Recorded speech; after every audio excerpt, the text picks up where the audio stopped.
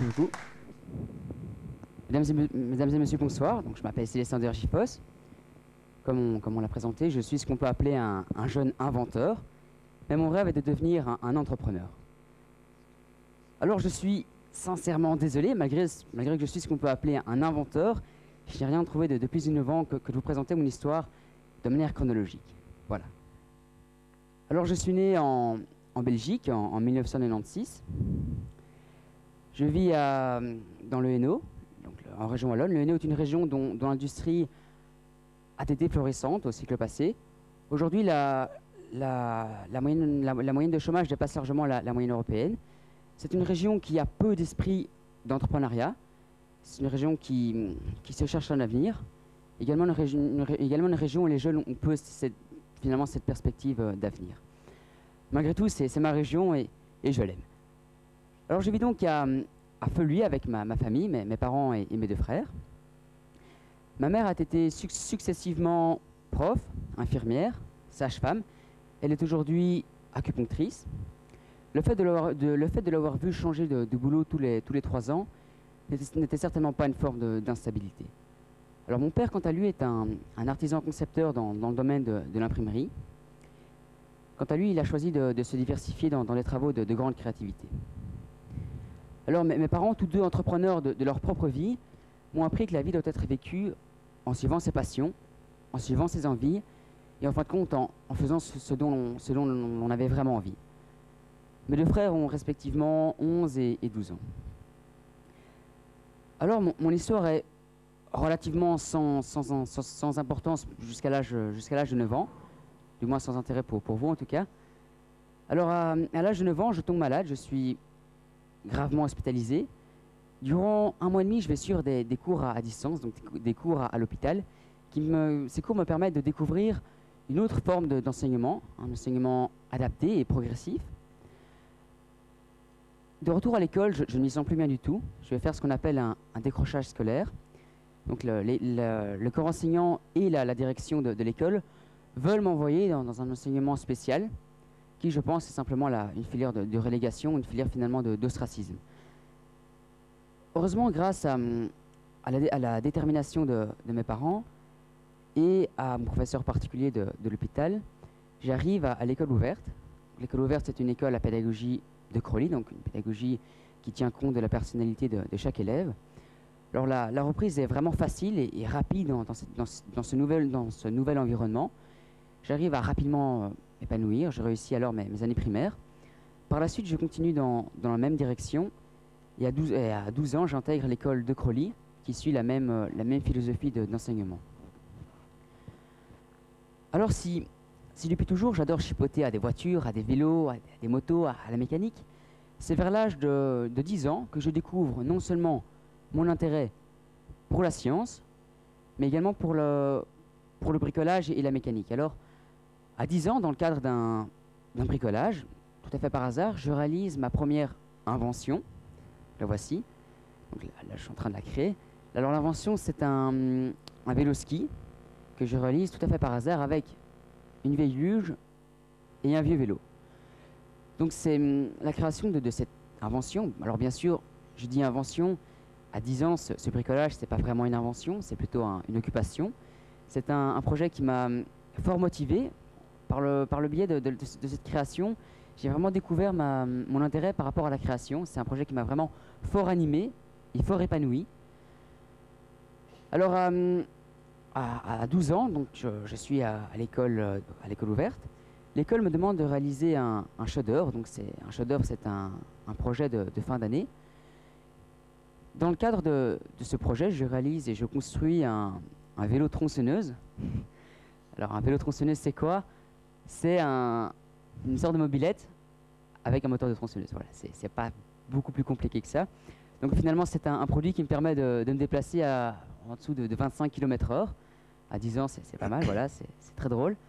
Alors, par le biais de ce projet, il y a eu 2 éléments. Il y a eu la corrélation entre un objectif imposé et entre cette vocation créatrice.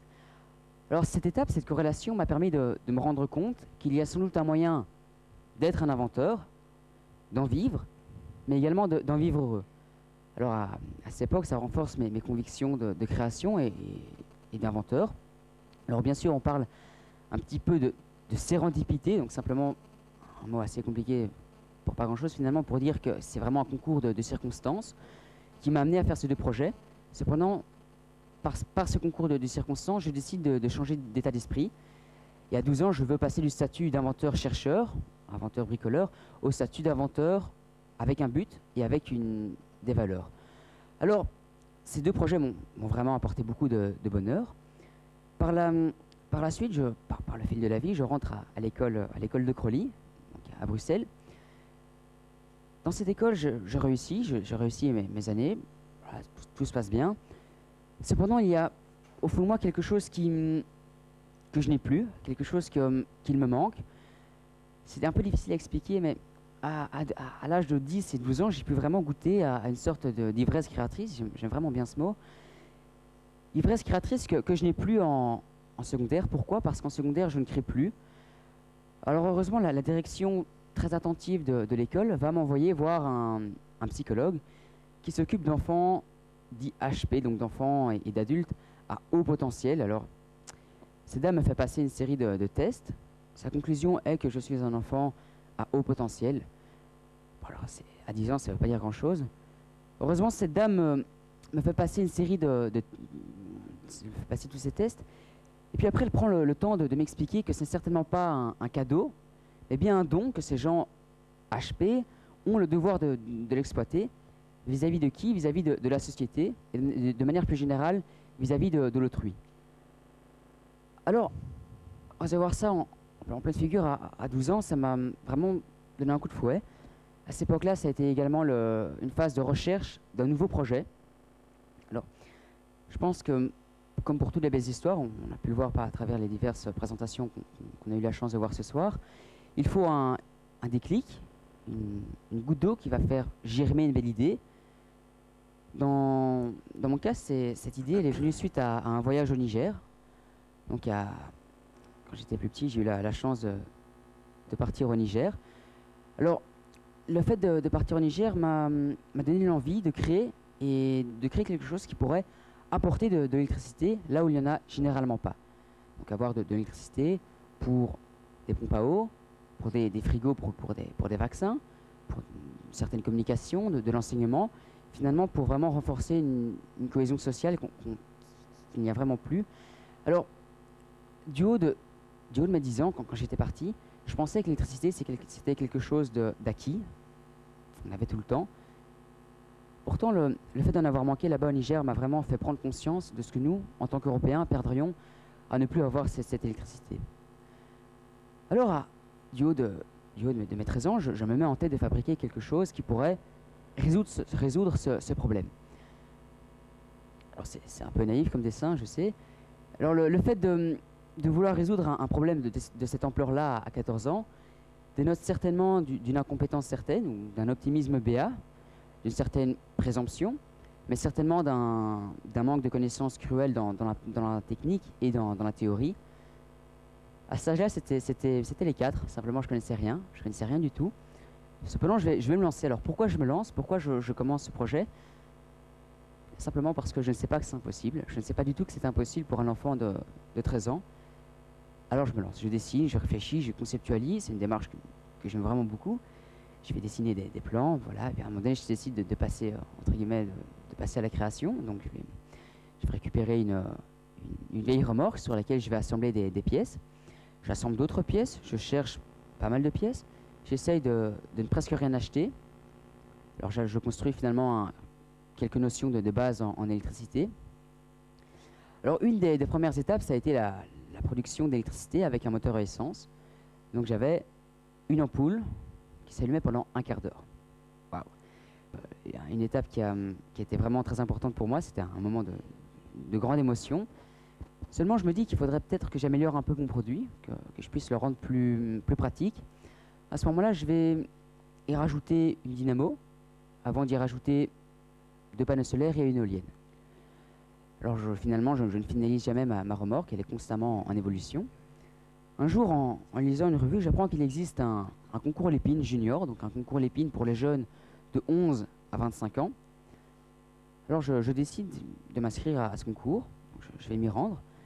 Alors j'arrive comme un touriste, j'arrive sans rien, sans présentation, sans pitch, sans badge, sans folder, sans rien du tout. Face à qui? Face à des gens beaucoup mieux encadrés, des gens encadrés par leur école, par leurs profs, des gens finalement qui étaient vraiment préparés à ça. Alors malgré tout, j'arrive et je reçois le premier prix de ce concours. Alors j'en suis bien entendu le premier surpris. De retour en Belgique, je pensais que que cette étape symbolisait plutôt la fin d'une belle histoire qui se finissait bien. Cependant, j'étais encore assez naïf. Finalement, je me rends rapidement compte que cette étape symbolise plutôt le début que la fin d'une histoire. Effectivement, à cet âge-là, je vais commencer à rechercher des frais, parce que je dois faire face à des frais, à des coûts de fabrication, de développement. Je dois développer le produit de manière beaucoup plus, entre guillemets, professionnelle. Là, on parlait vraiment d'un bricolage à cette époque-là. Alors, je vais contacter des gens, démarcher des particuliers, des usines, des sociétés. Alors, j'aimerais bien vous partager une de mes rencontres, à savoir la rencontre avec Dow Corning. Dow Corning est une usine qui est basée près de chez moi. Dow Corning me sponsorise dans un premier temps à hauteur de 500 €, ce qui est pour moi à l'époque une rentrée d'argent énorme. Par la suite, la suite de la relation a été un sponsoring à hauteur de 8 000 €, ce qui rendait énormément de choses possibles, et ce qui était vraiment quelque chose d'énorme pour moi. Alors bien sûr, Dow Corning n'est pas le seul sponsor. J'ai la chance aujourd'hui de bénéficier de pas mal de soutien de la part de plusieurs boîtes, plusieurs sociétés. Donc je tiens à les remercier car c'est en partie grâce à elles que j'en suis ici ce soir. Alors le parcours continue, c'est tout un parcours qui se met en place. Un jour, en rentrant de l'école, je reçois un mail d'une multinationale belge. Finalement, un défi va être mis sur la table, à savoir la participation au concours Lépine international en mai 2011. Alors c'est un défi qui est gros, c'est un défi difficile, à savoir on part d'un brevet, on part d'un prototype artisanal, d'un bricolage à l'enfant de 13 ans, pour arriver à quoi? Pour arriver à un prototype industriel qui est pratiquement fini. Alors, je vais participer à ce concours à l'épine en 2011. J'arrive troisième sur les 650 participants de ce concours. Alors voici une vidéo de présentation du produit. Donc le tout était fabriqué dans une remorque, ce qui permet un aspect très mobile du groupe électrogène. Vous avez une éolienne qui va se mettre sur un mât télescopique, qui va pouvoir s'ouvrir et se lever grâce à un treuil. Vous avez également les 4 panneaux solaires qui permettent de s'orienter en fonction de la position du soleil. Les panneaux solaires vont s'ouvrir, puis après on va tourner la remorque en fonction de la position du soleil. Le moteur essence, quant à lui, est présent uniquement en cas de défaut de toutes les sources d'énergie. Voilà. Alors si vous voulez plus de précision, je vous invite à aller voir mon site internet. Donc j'arrive troisième sur les 650 participants. Troisième après 10 jours épuisants de présentation. Alors, le doyen de ce concours, il a 73 ans, je vais dire à la française, il a 73 ans de plus que moi. Il est plus vieux que mon grand-père, c'est assez impressionnant. Je suis le Benjamin, donc le plus jeune de ce concours. Alors cette étape, ça a été vraiment pour moi le dernier tremplin, la dernière étape qui m'a ouvert pas mal de portes. Alors, aujourd'hui, je me pose pas mal de questions, je m'interroge sur mon avenir, à savoir qui suis-je, qui veux-je devenir, dans 1 an, dans 3 ans, donc à la fin de mon parcours scolaire, dans 10 ans, finalement, dans 10 ans, je n'aurai que 25 ans, à 45 ans, quand j'aurai l'âge de mon père, à 73 ans, à 73 ans, quand j'aurai l'âge de mon grand-père. Avant de mourir, finalement, qu'est-ce que je veux laisser? Qu'est-ce que je veux apporter? Aujourd'hui, vous l'aurez compris, je me positionne par rapport à ce futur. J'ai pu définir une vision tant sur un plan personnel que sur un plan des études, mais également sur un plan professionnel. Alors, je suis également en train de rogner sur ma vie d'adolescent pour gagner sur ma vie d'adulte. Est-ce que c'est un bon choix? Je n'en sais rien. Ce que je sais aujourd'hui, c'est que si j'ai vraiment trouvé ma vocation et ma réelle passion à travers ce projet, j'ai surtout appris que lorsque l'on a un rêve, on peut se donner les moyens d'y parvenir et les moyens d'y arriver. Ça, c'est vraiment une des plus belles choses que j'ai pu apprendre à travers ce projet. Alors heureusement, j'ai quand même quelques éléments de réponse par rapport à toutes ces questions.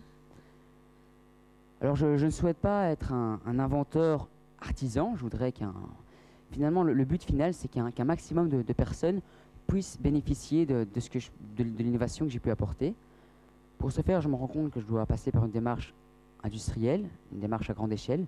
Je cherche donc des partenaires industriels qui pourraient associer des compétences externes à mon projet, des compétences financières, techniques, stratégiques, commerciales.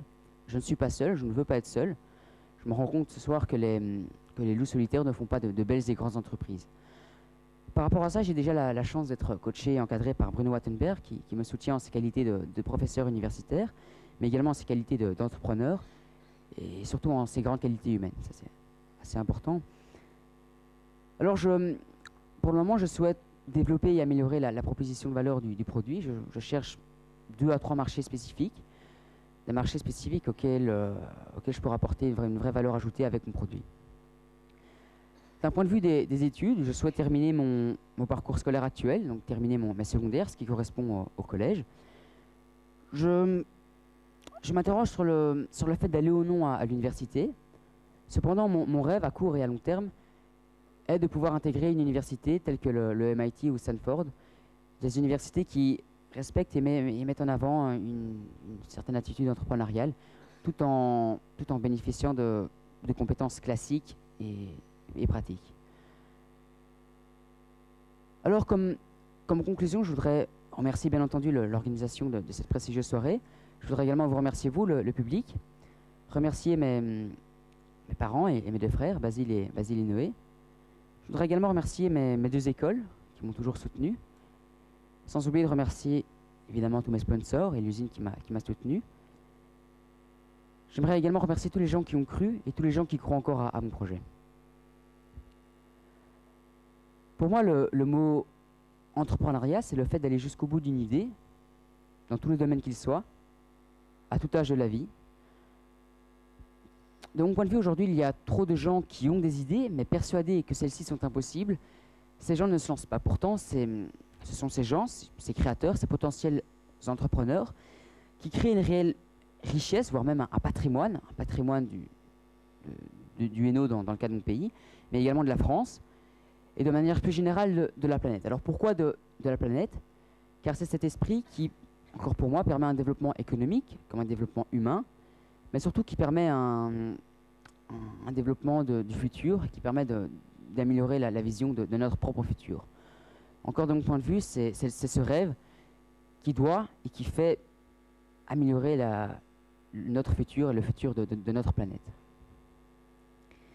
Alors ce soir, j'invite un maximum de gens à se lancer dans leurs rêves, à pouvoir s'émanciper de cette notion d'impossibilité pour se donner les moyens d'arriver et de parvenir à leurs propres rêves. Pour moi, il y a 2 choses. D'un côté, le rêve, de l'autre, la passion, qui doivent pouvoir se rejoindre pour aller dans une même direction. Alors si à 10 ans, j'avais dit que j'irais aussi loin à 15 ans, personne ne m'aurait cru. Pourquoi? Parce que c'était défini comme impossible. Alors pourtant, je me suis lancé. Alors pourquoi je me suis lancé? Parce que je n'ai jamais su que c'était impossible. Voilà le message que je voulais passer du haut de mes 15 ans. Mesdames et messieurs, je vous remercie et je vous souhaite de beaux rêves. Merci. Merci Célestin.